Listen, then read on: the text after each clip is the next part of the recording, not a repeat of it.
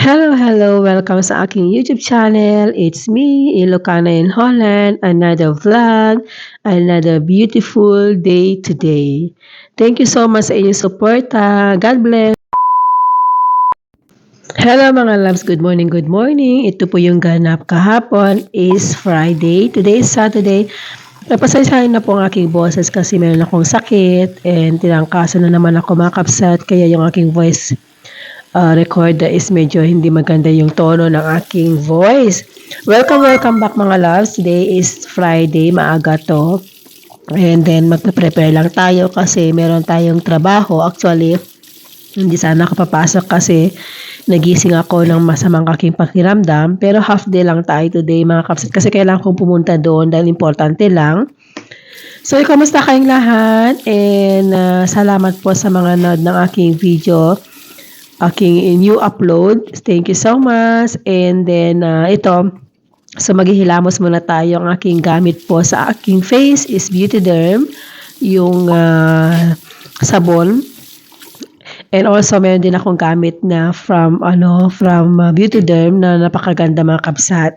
Super, matagal ko na itong ginagamit. 3 years na. 3 to 4 years, I'm not mistaken. Sa mga ko gusto ko lang maging simple today, char. Kasi nga talaga hindi maganda yung mood ko mga kabsat. And masakit yung mga kasukasuhan ko. Kagabi, nagkaroon ako ng fever. So, hindi ko alam. Siguro naawa ako dun sa anak ng amo ko kasi nandun ako noong Thursday and may sakit siya. Tapos niyakap niya ako kasi matagal na hindi kami nagkita. Napaka-sweet na bata yon. Siguro naawa ako sa kanya and nag-check siya ng kanyang tawag niyan. Chinek niya yung kanyang fever. Mataas din yung fever niya. Siguro naawa ako sa kanya. Ngayon mga loves ko, makilay muna tayo. Ito po yung aking the way na kung paano ako magkilay mga kapsat. And nasanay na kasi ako sa ganitong technique ng pagkikilay, 'di ba? Sabi ko nga is mas okay na kaysa wala.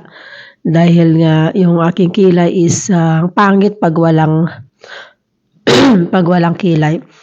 So yun, and habang ako yung nakikilay is magkwentuhan muna tayo.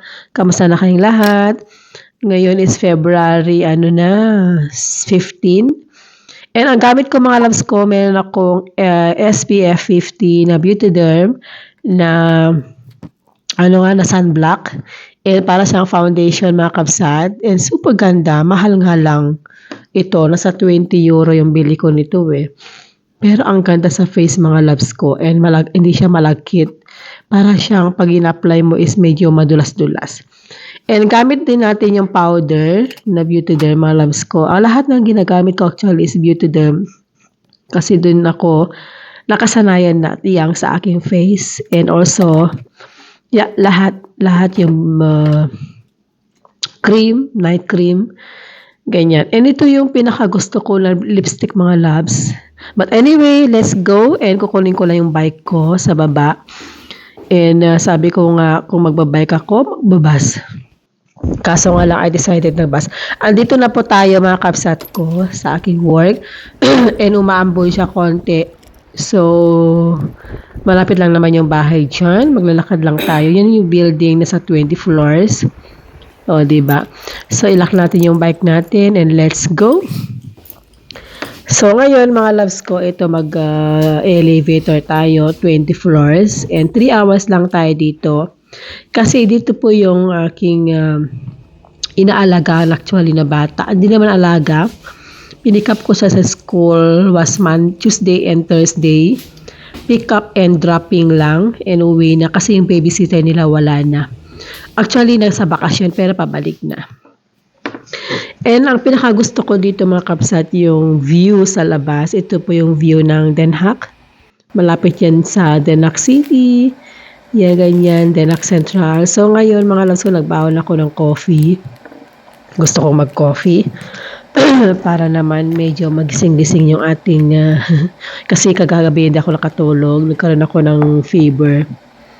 And minsan lang naman ako mag-coffee, mga kapsat. Hindi naman lagi. Mostly tea, hot water, or green tea ang iniinom ko. So, mga loves ko, fast forward na tayo after... after 2 hours ito, and nalinis ko na din, hindi ko na pinakita sa inyo. So, malit lang yung kanilang apartment, 3 bedrooms. And ito pauwi na tayo ng bahay kasi hindi talaga maganda yung aking pakiramdam sa umulan. And mga loves ko, ang alam nyo, buti na lang at meron ako itong tote bag na to na white kasi umulan. So, super protective po ako sa aking LV na Speedy 30 kasi once kasi nabasa yan mga kapsat ko yung kanyang leather vachetta is mahirap tanggalin. Anyway, eto na sa bahay na po tayo. Nagutom ako and alam niyo gustong-gusto ko tong salad na to. And meron akong crackers. Yan. Yan yung pangpaano ko ng gutom and then maya-maya gawa ako ng noodles. Something na vegetable noodles kasi kailangan kong kumain ng something na sabaw. Hindi ko alam. Parang nahihina ako mga kapsat. Nafe-feel ko yung body ko na nagkakaroon ako ng trangkaso. And alam niyo na tuwang-tuwa ako dito sa plan na to. Lumalaki na sila Ang liit niya noon mga kapsat nung binili ko yan. And ngayon, super healthy nila. And simula nung lumipat na kami dito, ang ganda ng mga halaman. And ito naman yung banana leaf, medyo okay na. Akala ko patay na to, pero nakita ko meron bagong tubo. And ito naman mga kapsat ko yung orchids na binigay ng biyanan ko noon. Yan. Actually, patay na yan. Binuhay ko lang. Maganda ako sa halaman mga kapsat. Ewan ko, pero pag hinawakan ko yung isang plant na bubuhay. So ngayon, ang gagawin natin ay gagawa tayo ng noodles soup. So ito yung noodles ko. Pag kumakain ako nito, kailangan maraming gulay. Hindi ako kumakain ng noodles pag walang gulay. Kasi hindi din healthy, di ba? Pag pure na noodles lang. So ako mga loves ko, ang inahalo ko to is iba-iba't klase ng gulay. Carrots, green beans. Yan, healthy, di ba? So lutuin lang natin ito mga kapsat. And yun ang ating maging lunch. So after nito matutulog ako and magtitik ako ng gamot. Alam niyo kasi, nafe-feel ko yung body ko na bakit ako nagkakasakit. Super naman ako healthy, nag-gym ako, nagbabike. Mga kinakain ko naman mga gulay. Pero sadya talagang immune system natin minsan, no? Hindi niya kaya labanan ng mga sakit. Pero pag nagkakasakit naman ako mga kapsat, it took me 2-3 days kasi ako inaagapan ko. So ang ginagawa ko, nagpapakulo ako ng lemon saka ginger. Yun ang iniinom ko.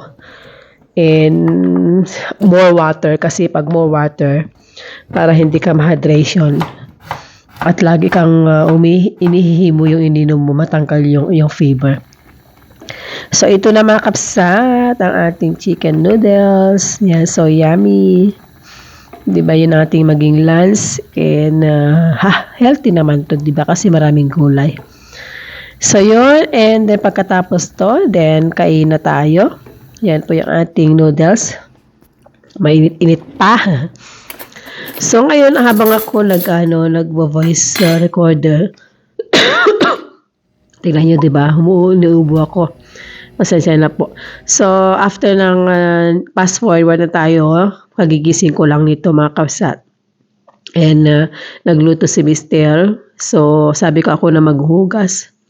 And 7 o'clock, pero tingnan nyo naman sa labas. And medyo,